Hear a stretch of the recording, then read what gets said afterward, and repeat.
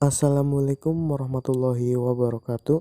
Perkenalkan, nama saya Ega Dani Pratama, Prodi PBIN semester 1 Universitas Peradaban Bumiayu. Di sini saya akan menjelaskan tentang jawaban UTS teori pembelajaran. Yang pertama, pengertian belajar dari sumber buku. Yang pertama, menurut Ivan Petrovich Pavlov, belajar adalah perubahan perilaku. Yang kedua, Tom Dick mengemukakan bahwa belajar adalah proses antara stimulasi yang mungkin berupa pikiran, perasaan, atau gerakan, dan respon. Yang ketiga, menurut Hamalik, belajar adalah bukan suatu tujuan tetapi merupakan proses untuk mencapai tujuan. Belajar adalah modifikasi atau memperteguh kelakuan melalui pengalaman. Pengertian belajar dari sumber jurnal. Yang pertama, James O.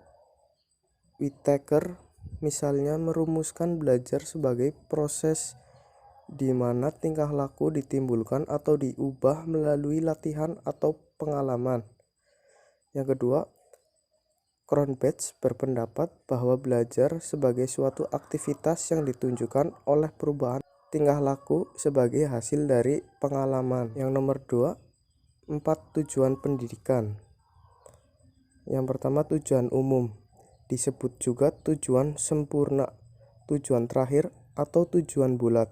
Tujuan umum ialah tujuan di dalam pendidikan yang seharusnya menjadi tujuan orang tua atau pendidik lain, yang telah ditetapkan oleh pendidikan dan selalu dihubungkan dengan kenyataan-kenyataan yang terjadi pada anak didik itu sendiri, dan dihubungkan dengan syarat-syarat dan alat untuk mencapai tujuan umum itu. Yang kedua, institusional.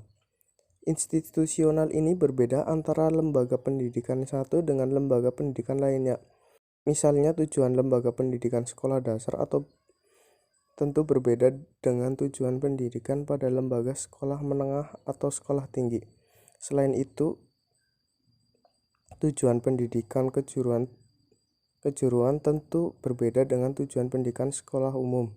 Jika setiap lembaga pendidikan dapat mencapai tujuan pendidikannya, berarti tujuan pendidikan nasional pun sudah tercapai. Yang ketiga, tujuan kurikuler merupakan tujuan pendidikan yang ingin dicapai pada masing-masing bidang studi. Tujuan kurikuler antara bidang studi yang satu berbeda dengan tujuan kurikuler yang pada bidang studi lainnya. Contohnya tujuan IPA, IPS, atau MTK. Yang keempat, tujuan instruksional merupakan tujuan yang ingin dicapai pada setiap pokok bahasan dalam suatu bidang studi.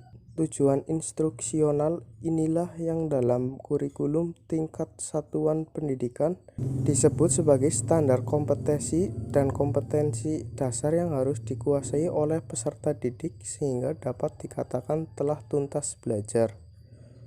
Yang ketiga, 3 hasil dari proses belajar.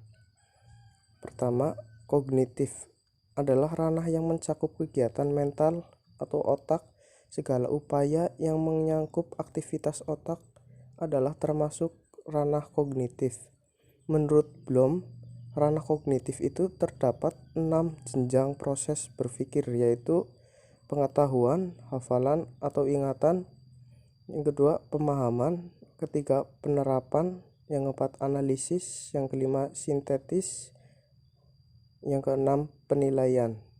Contoh kognitif bisa ditunjukkan ketika seseorang sedang belajar, membuat sebuah ide, dan memecahkan masalah. Yang kedua, ranah psikomotorik. Hasil belajar psikomotorik ditentukan oleh Simpson. Hasil belajar ini tampak dalam bentuk keterampilan atau skill dan kemampuan bertindak individu. Ada 6 tingkat keterampilan, yakni gerak refleks, keterampilan pada gerak yang tidak sadar, keterampilan pada gerak sadar, kemampuan perseptual, termasuk di dalam membedakan visual, membedakan auditif, motorik, dan lain-lain. Kemampuan di bidang fisik, misalnya kekuatan, keharmonisan, dan keterampilan. Gerak-gerak skill mulai keterampilan sederhana sampai pada keterampilan yang kompleks. Kemampuan yang berkenaan dengan komunikasi non-deklusif seperti gerakan ekspresif dan interpretatif. Contoh, pemberian tugas dalam waktu yang singkat akan membuat seorang anak berusaha melakukan yang terbaik. Yang ketiga, afektif. Taksonomi untuk daerah afektif dikeluarkan mula-mula oleh David R. Caldwell dan kawan-kawan dalam buku yang diberi judul Taxonomy of Educational Objective. Affective Domain. Ranah afektif adalah ranah yang berkenaan dengan sikap seseorang. Dapat diramalkan perubahan bila seseorang telah memiliki penguasaan. Tipe hasil belajar afektif akan nampak pada murid dalam berbagai tingkah laku seperti perhatiannya terhadap pelajaran, disiplin, motivasi belajar, menghargai guru dan teman sekelas, kebiasaan belajar dan hubungan sosial. Contoh, mengusulkan kegiatan kelompok untuk suatu materi pelajaran. Sekian dari saya, kurang lebihnya mohon maaf. Wassalamualaikum warahmatullahi wabarakatuh.